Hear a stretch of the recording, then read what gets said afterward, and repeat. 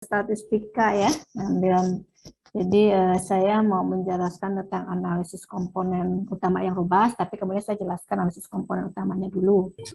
Nah, bagi Mbak dan Mas yang mengikuti kuliah saya hari Jumat kemarin, Anda sudah mendapat penjelasan tentang ini, begitu ya.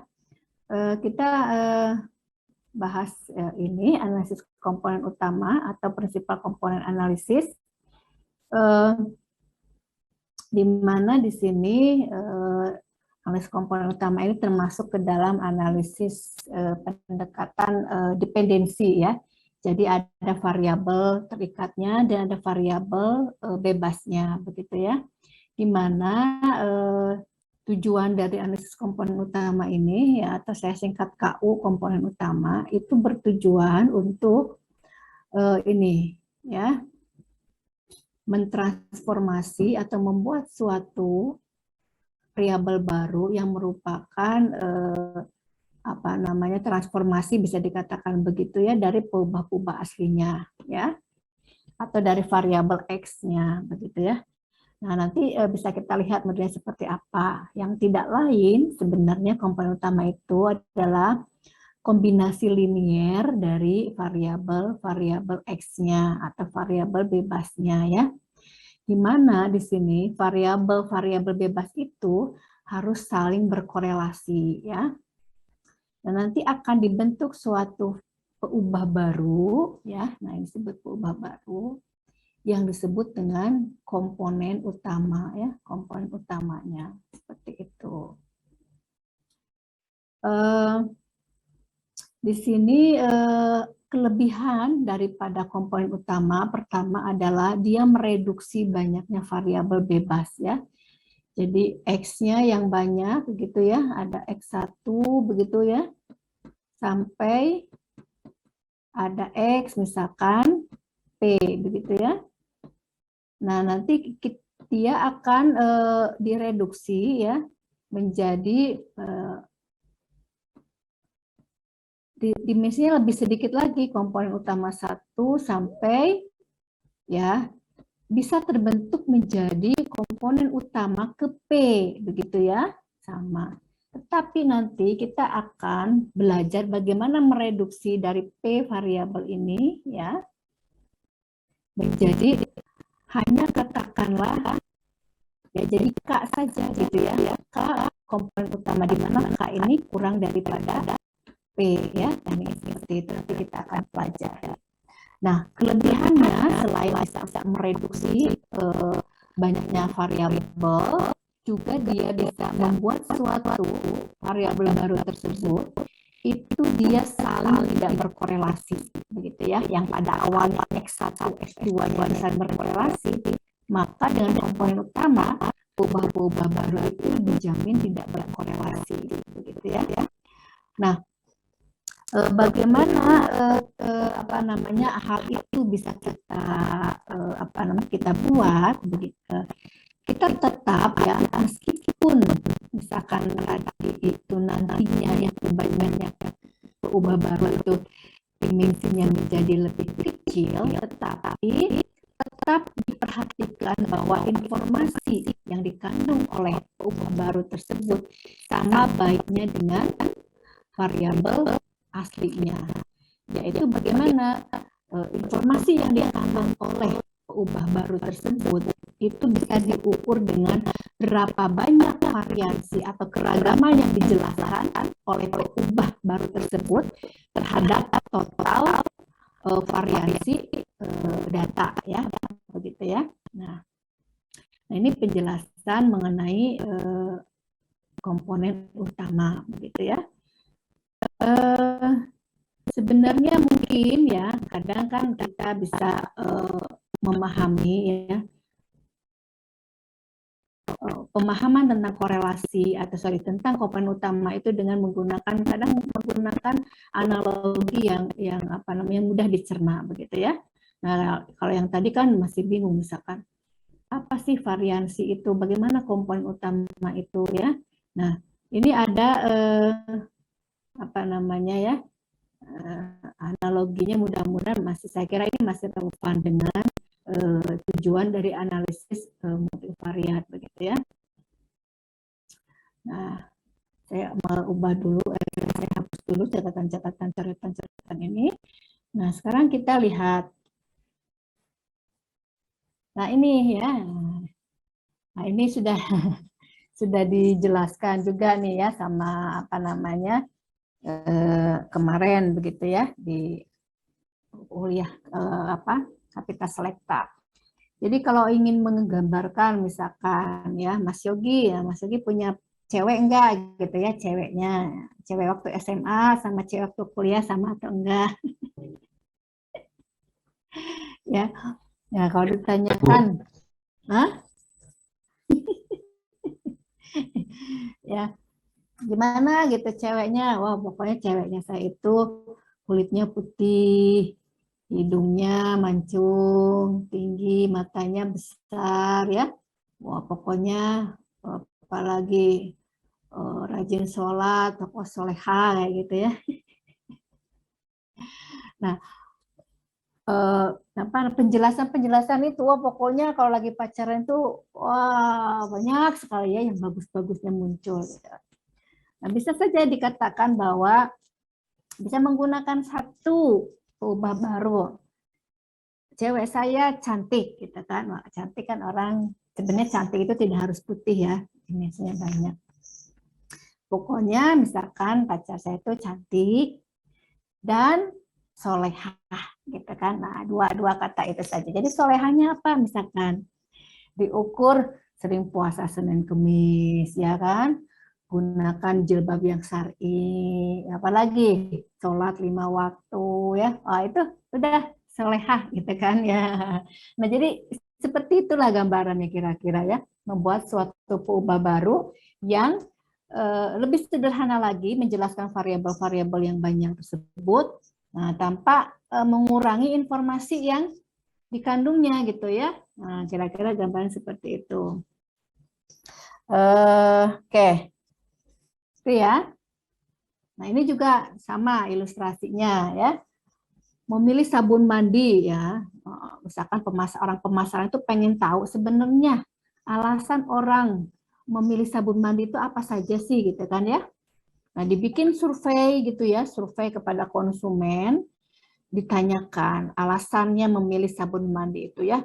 Misalkan karena aromanya, aroma misalkan apa nih, rasa apa tuh yang sekarang itu ya, blossom, terus apa lagi, bunga sakura ya, aroma-aromanya, aroma aneh-aneh lah ya.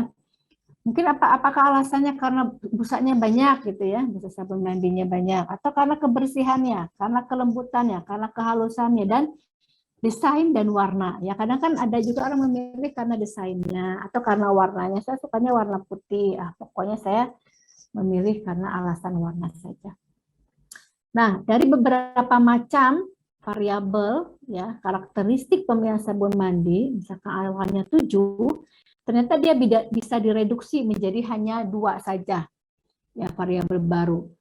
Pertama adalah daya tarik fisik sabun ya. Ternyata daya tarik fisik sabun itu dijelaskan oleh variabel ini, aromanya, busanya, desain, warna ya. Atau karena ini lagi karena alasan kebermanfaatannya, manfaat sabun karena untuk kebersihan, karena kelembutan di kulit ya, karena menjadi halus dan sebagainya. Nah, jadi seperti ini. Ini gambaran-gambaran apa namanya komponen utama itu ya, bisa digunakan untuk macam-macam. Nah, perlu juga saya jelaskan di komponen utama ini dia digunakan di dalam analisis regresi ya, dalam analisis regresi berganda itu kan ada persyaratan bahwa X1 variabel bebas itu saling tidak berkorelasi. Nah, bagaimana kalau variabel-variabel X-nya itu berkorelasi gitu ketika Anda ingin membuat analisis regresi berganda?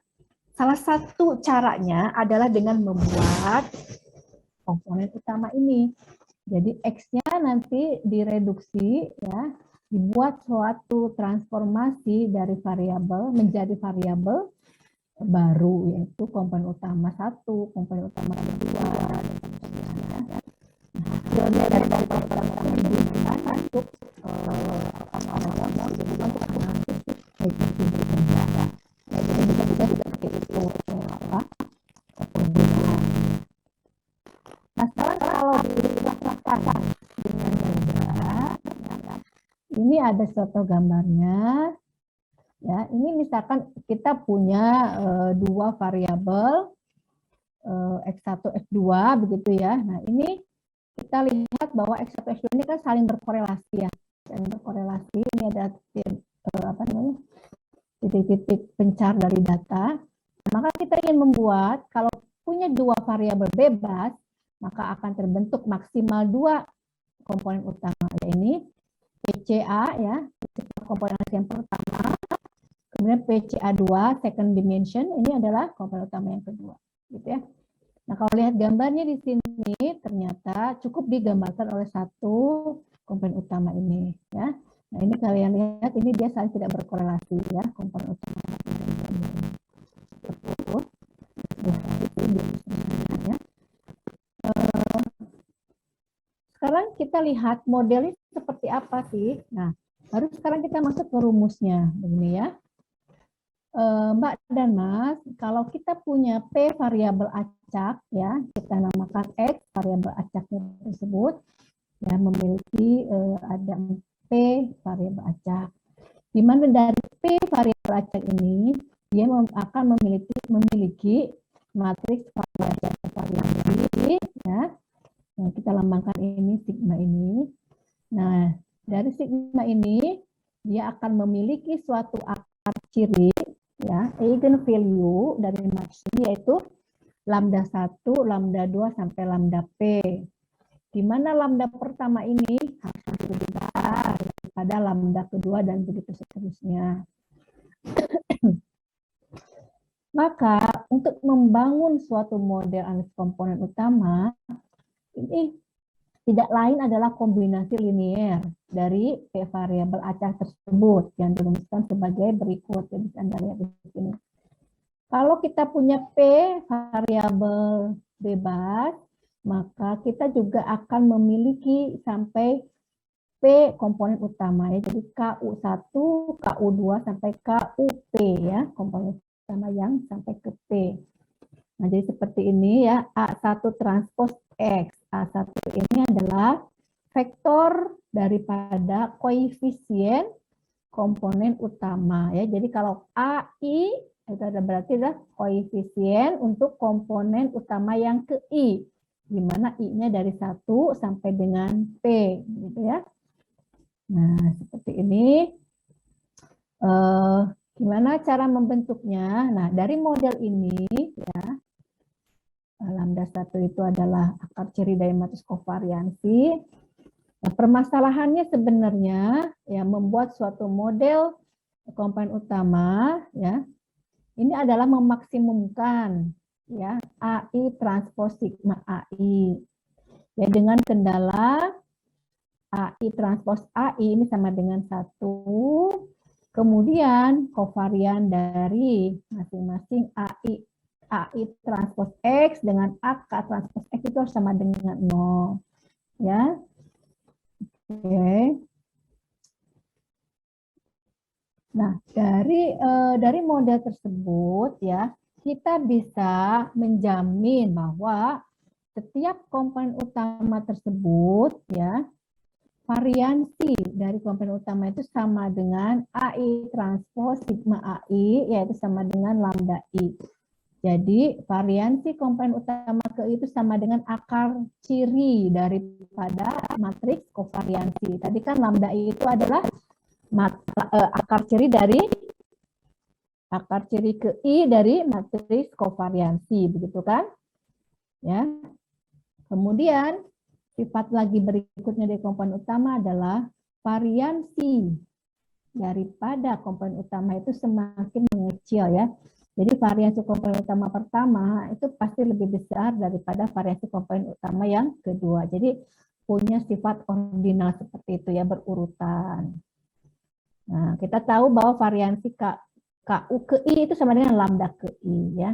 Nah, dari situ kemudian Mbak ya, kita bisa menghitung berapa proporsi keragaman atau variansi dari masing-masing komponen utama, begitu ya. Nah, ini sama dengan ini rumusnya.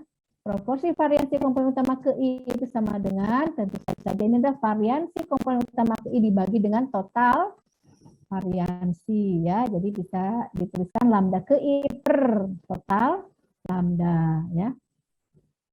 Nah, ini adalah rumus-rumus sifat-sifat dari komponen utama tadi ya. Nah, sekarang kan pertanyaannya.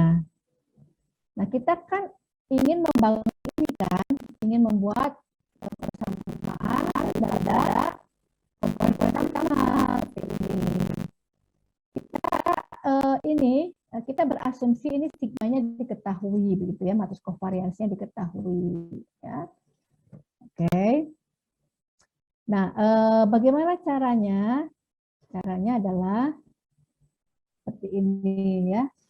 Karena tadi kita berasumsinya menggunakan akar ciri, maka kita akan menggunakan sifat-sifat dari akar ciri suatu matriks. Suatu akar ciri didefinisikan sebagai berikut. Jika kita memiliki matriks persegi, di sini misalkan A, berdimensinya P kali P ya, dan ada matriks identitas I ini sama dimensinya, maka akar ciri matriks dari matriks A itu adalah lambda 1, lambda 2, sampai lambda P yang memenuhi persamaan berikut ini, yaitu determinan daripada selisih matriks A ya dikurangi lambda kali matriks identitas ini harus sama dengan 0 ya. Ini kita mendefinisikan akar ciri seperti itu. Nah, apa namanya? Kemudian daripada akar ciri tersebut kita juga akan memiliki vektor ciri ya dari matriks tersebut.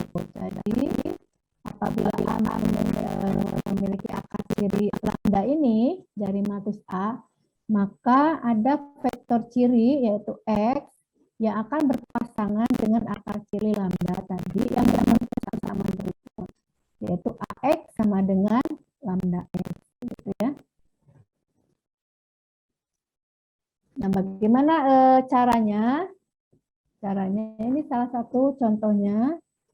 Ya, misalkan saya punya dua saja variabel bebasnya X1 dan X2 dengan matriks kovariansi sebagai berikut. Ya, misalkan seperti ini. Dari matriks ini tentukan komponen utamanya. Nah, jika kita punya dua variabel bebas, maka kita maksimal akan memiliki dua komponen utama, yaitu seperti ini. A1 plus X, di mana koefisien A-nya adalah seperti ini, A1 1 X1 tambah A1 2 X2. Kemudian komponen yang kedua, A2 1 X1 ditambah A2 2 X2. Nah, bagaimana kita mencari A1 1 A1 2 ini ya, ataupun A2 1 dan A2 2 ini? Ya, atau vektor A1 koefisien komponen utama yang pertama dan koefisien komponen utama yang kedua yaitu A2 ini.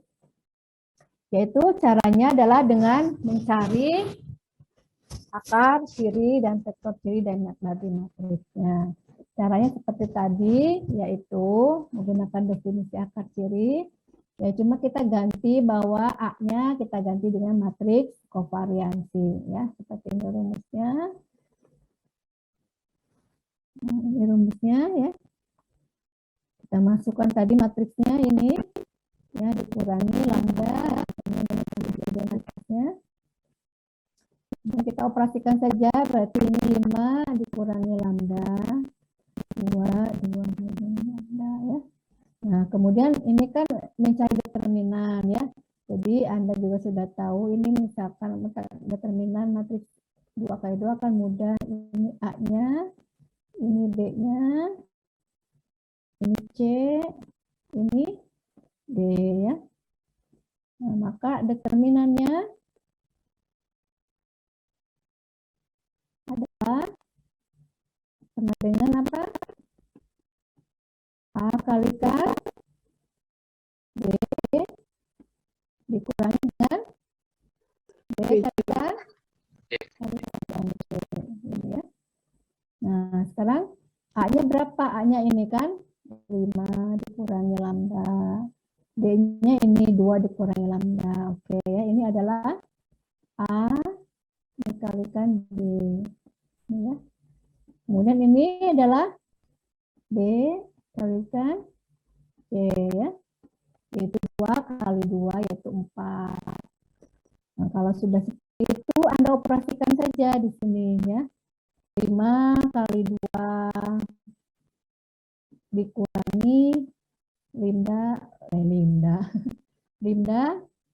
lagi 5 kali lambda, kemudian ini lambda kali 2 ditambah lambda kuadrat ya, dikurangi 4 begitu ya, sehingga diperoleh persamaan ini menjadi lambda kuadrat dikurangi 7 lambda ditambah 6.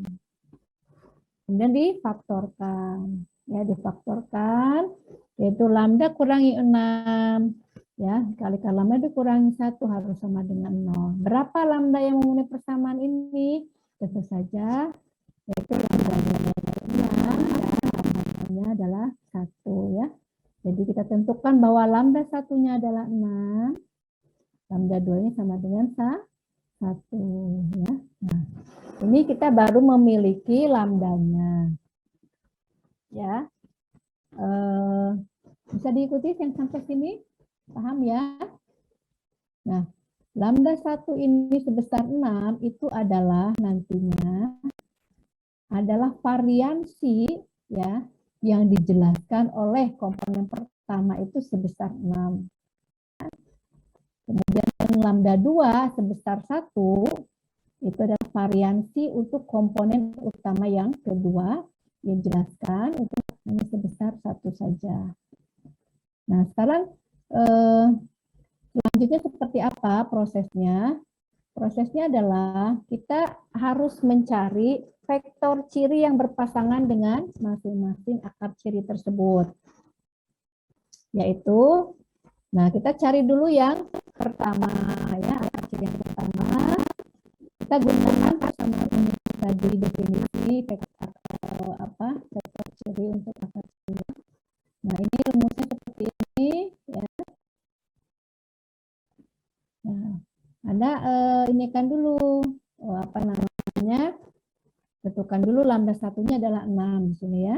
Nah, kita sudah tahu matriks kovariansinya, kemudian kita tentukan saja vektor cirinya ya. Berapa koefisiennya. Oke, tinggal dioperasikan saja Mbak dan Mas ya. Jadi ini 5x1 ini ya dikalikan. Jadi dari persamaan ini 5x1 jadi ini 5x1 ya ditambah 2x2 itu sama dengan 6x1 ya kan? Ini ya. Kemudian apalagi 2x1 ditambah 2x2 ini sama dengan 6x2 ya. Jadi kita punya persamaan ini. Nah, berapa nilai ya x1, x2 supaya memenuhi persamaan ini? Ya. Jadi dari dua persamaan tersebut ya kita punya ini bahwa x1 itu sama dengan 2x2 ya, kalau Anda uraikan ini ya. Ya, sama. Nah, gimana cara menentukannya? Nah, kita bisa memilih sembarang nilai ya. Berapa X1 dan X2 yang memenuhi persamaan ini. Tentu saja banyak solusi penyelesaiannya ya. Kita cari saja nilai-nilai bilangan yang mudah diselesaikan ya. Jadi misalkan di sini X2-nya itu adalah 1. Kalau X2 sama dengan 1, maka X1-nya sama dengan 2 ya.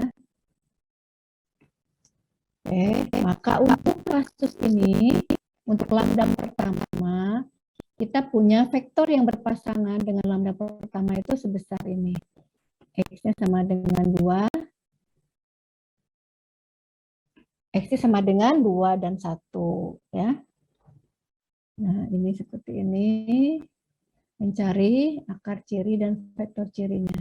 Ada yang mau ditanyakan?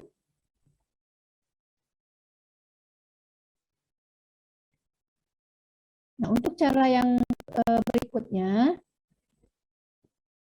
itu adalah akar ciri yang kedua. Akar ciri yang kedua itu berapa? Nilainya sama dengan 1 ya. Dan caranya sama tadi prosesnya ya. Caranya sama. Untuk kasus ini ternyata ini saya nggak usah jelaskan ya karena sama tadi caranya. Langsung saja hasilnya yaitu untuk untuk akar ciri kedua, vektor ciri berpasangannya adalah ini. 1 dan negatif 2. Ya. Apakah sudah selesai? Ternyata belum. Nah, untuk memasukkan nilai nilai atau menduga koefisien persamaan komponen utamanya yaitu A-nya, ternyata ada lagi syarat yang dipenuhi, yaitu saya sudah sebutkan bahwa komponen bentuk itu harus tidak berkorelasi. Ya, ini syaratnya vektor oleh karena itu kita membuat ya mencari koefisien persamaan regresi itu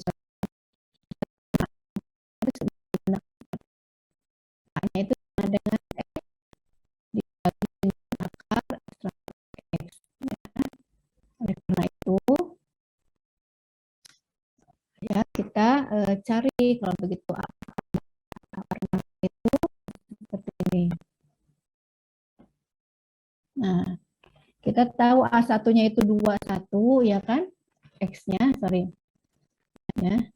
X yang pertama vektor ciri yang berpasangan dengan akar ciri pertama itu kan ini 21. Anda masukkan saja seperti ini. 21 dibagi dengan akar dari ini. Anda sudah bisa mengerjakan ini ya kan? Nah, nanti banyak ininya ya, harus banyak latihannya ya. Nah, ini 21 kan berarti untuk A1 ini ya. Sama dengan ini masih 21 ya. Ini dibagi dengan akar dari akar ini berarti kan 2 kuadrat ini kan 21 dibagi dengan akar dari sama dengan ini sama dengan ini. Ya.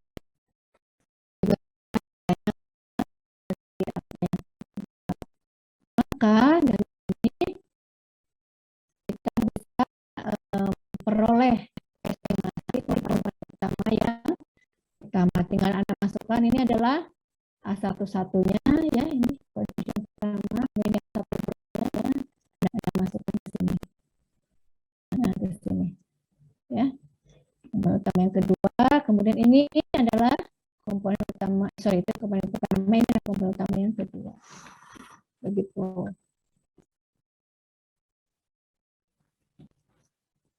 Berikutnya, nah ini apakah ini sudah selesai? Di analisis komponen utama ini belum selesai, ini baru tahap mengestimasi persamaannya. Tapi yang adalah berapa banyak komponen kadang pada praktiknya kita punya kadang variabel bebas ya, variabel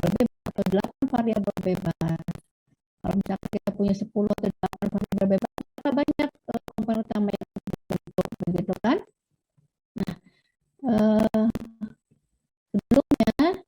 sebelumnya kita ada panduan kriteria untuk menentukan berapa banyak komponen utama yang terbentuk. Ya. Nah, ini tadi kita lihat dulu.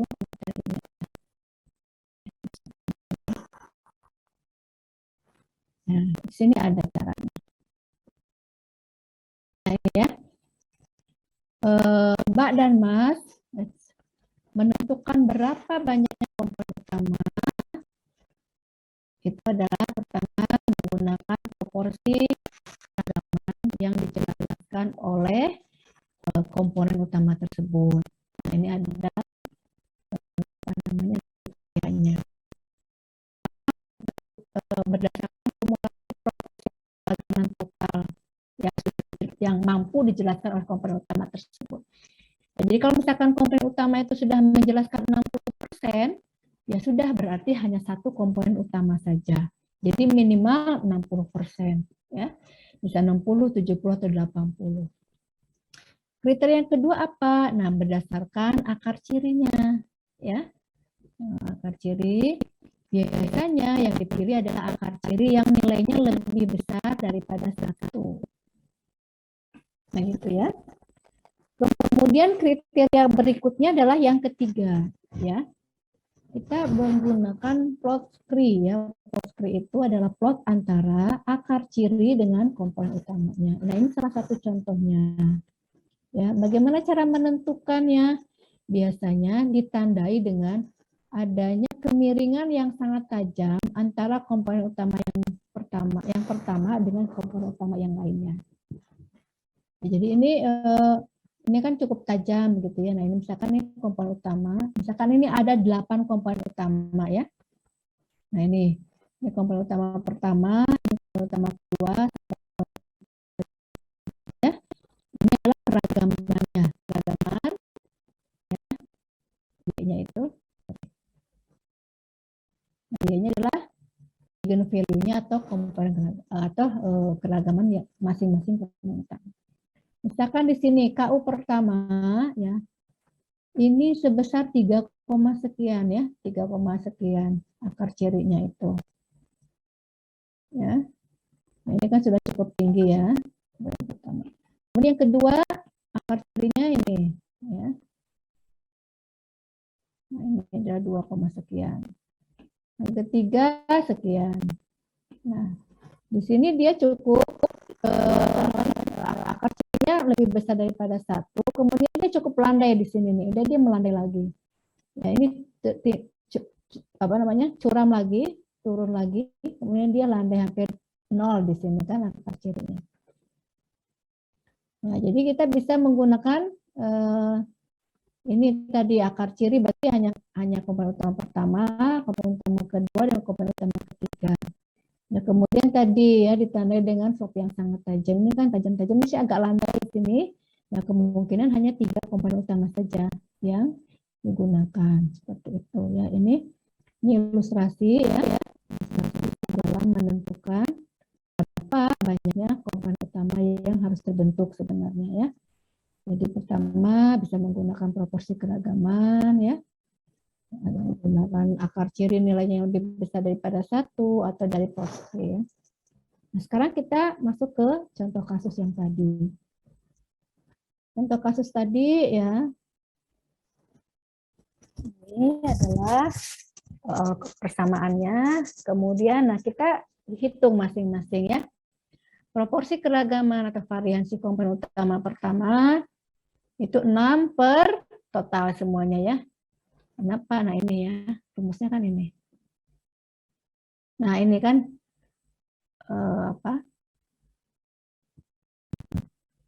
rumus proporsi keragaman kan ini. Nah ini, ya kan? Lambda I per lambda I, total lambda I gitu kan. Menggunakan contoh kasus kita. Tadi lambda satunya kan 6, lambda 2-nya 1, maka kita hitung yang komponen utama yang pertama ya. Nanti 6 per 7 sama dengan 0,857. Kemudian komponen utama yang kedua 1/7, 0,143. Jadi apa? Jadi komponen utama yang pertama sebesar itu sudah menjelaskan keragaman data sebesar 85,7% ya. Kemudian komponen utama yang kedua menjelaskannya hanya 14,3%. Sehingga pada kasus ini komponen utama pertama itu sudah cukup baik menjelaskan keragaman total data ya. Jadi cukup satu saja gitu ya. Atau kalau menggunakan kriteria yang kedua, nah kriteria kedua kan akar cirinya lebih besar daripada 1 ya. Nah berarti lambda yang pertama saja yang nilainya lebih besar daripada 1 ya. Nah karena komponen utama kedua, karena pada contoh kasus ini hanya 2 komponen utama, maka tidak bisa kita menentukan menggunakan plot scree kan. Nah kalau menggunakan plot scree kan tidak nampak gitu ya ininya apa. Gambarannya gitu kan, karena hanya ada 2 titik saja. Gitu. Nah ini seperti ini contohnya ya, apa namanya, contoh kasusnya. Kemudian lagi, apa lagi ya? Untuk yang lainnya lagi. Nah, berikutnya adalah ini bisa latihan saja. Kemudian saya akan menjelaskan menggunakan ini menggunakan perintah ini ya, PRCOMP, print principal component ya. Ini adalah sintaksnya ya, PRC, kemudian ada formulanya. Formula ini berisi matriks data ya. Yang lain diabaikan saja dulu lah ya. Nah di sini oke, kita masuk ya, masuk ke ini aja lah, ke R aja ya. Ya kalau ini kan 0,7118 dia akar cirinya kurang dari 1 ya, kalau 0,71 ya kan. Nah tapi coba kita lihat sekarang menggunakan kriteria yang ketiga, yaitu menggunakan apa? Menggunakan plot scree ya. Gimana caranya? Nah caranya adalah plotkan saja PCA ya. Oke, saya copy saja dari modulnya ya. Dari modulnya kita lihat di sini. Plotkan. Nah, ini hasilnya. Ya. Oke, nah kalau menggunakan kriteria plot scree ya. Di sini ini adalah ini variansi komponen pertama sebesar tadi ya 5,6 sekian ya. Kemudian yang kedua ini ya 1 dikuadratkan sekitar 1, lebih sekian ya, hampir 2. Kemudian yang ketiga ini komponen yang ketiga PC. Itu dia sudah kurang dari 1 ya. Nah, kalau menggunakan kriteria semua tadi berarti hanya ada 2 komponen utama saja ya. Jadi hanya ini dan ini saja. Begitu. Ya, ini adalah alat bantu komponen utama dengan menggunakan R ya. Dari proporsi keragaman, kemudian nilai akar ciri, sampai menggunakan plotkan antara komponen utama dengan akar cirinya. Sekarang kita bisa lihat ya, kalau begitu gimana hasilnya. Sekarang kita lihat. Oke, sebentar ya. Saya matikan dulu yang ini, yang sekarang kita lihat ke modulnya ya. Nah, ini modulnya, bisa nampak ya. Nah, kalau kita bulatkan saja tadi hasil daripada estimasi komponen utama, kita bulatkan hanya 3 digit aja di belakang koma, hasilnya seperti ini. Kemudian berdasarkan analisis tadi proporsi keragaman, berdasarkan akar ciri yang dihasilkan, kemudian berdasarkan plot scree, maka hanya kita tentukan dari 9 variabel bebas, itu kita hanya membentuk 2 komponen utama saja. Jadi hanya ini saja yang dituliskan. Nah, ini saja. Ini aja. Begitu ya. Ini koefisien-koefisiennya. Nah, kalau kita tuliskan berarti seperti ini. Ini komponen utama pertama seperti ini. Ya, dari koefisien ini 0,393 kayak gitu kan. Ini negatif 0,393 mpg negatif 0,393 mpg ditambah 0,403 CYR ya.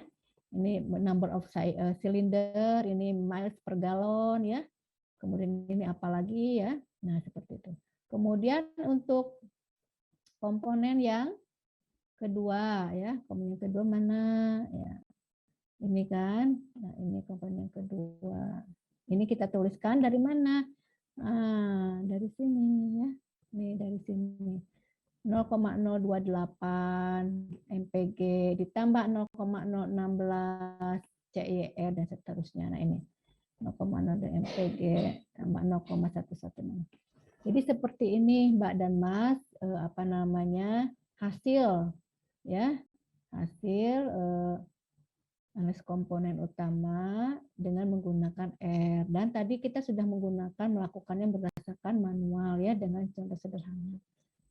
Nah, ini bisa lihat ya kalau Anda apa namanya diplotkan ya kira-kira seperti ini dimensinya. Kemudian ini adalah apa? Hasil daripada skor komponen utamanya ya. Skor komponen utama untuk apa objek yang pertama Mazda ya, Mazda nanti Anda bisa hitung objek yang pertama atau mobil pertama PC1-nya berapa, PC2-nya berapa begitu sampai ke mobil yang terakhir ya. Nah, misalkan sampai Volvo. Nah, ini adalah estimasi skor komponen untuk setiap mobil dari data kita. Nah, ini saya kira itu dulu ini kan 0,7118 dia akar cirinya kurang dari 1 ya kalau 0,71 ya kan. Nah, tapi coba kita lihat sekarang menggunakan kriteria yang ketiga yaitu menggunakan apa? Menggunakan plot scree ya. Gimana caranya? Nah, caranya adalah plotkan saja PCA ya. Oke, saya copy saja dari modulnya ya. Dari modulnya kita lihat di sini. Plotkan. Nah, ini hasilnya. Ya. Oke, nah kalau menggunakan kriteria plot scree ya. Di sini ini adalah ini variansi komponen pertama sebesar tadi ya 5,6 sekian ya. Kemudian yang kedua ini ya 1 dikuadratkan sekitar 1, lebih sekian ya, hampir 2. Kemudian yang ketiga ini komponen yang ketiga PC. Itu dia sudah kurang dari 1 ya. Nah, kalau menggunakan kriteria semua tadi berarti hanya ada 2 komponen utama saja ya. Jadi hanya ini dan ini saja. Begitu. Ya, ini adalah alat bantu komponen utama dengan menggunakan R ya. Dari proporsi keragaman, kemudian nilai akar ciri sampai menggunakan plotkan antara komponen utama dengan akar cirinya. Sekarang kita bisa lihat ya, kalau begitu gimana hasilnya. Sekarang kita lihat. Oke, sebentar ya. Saya matikan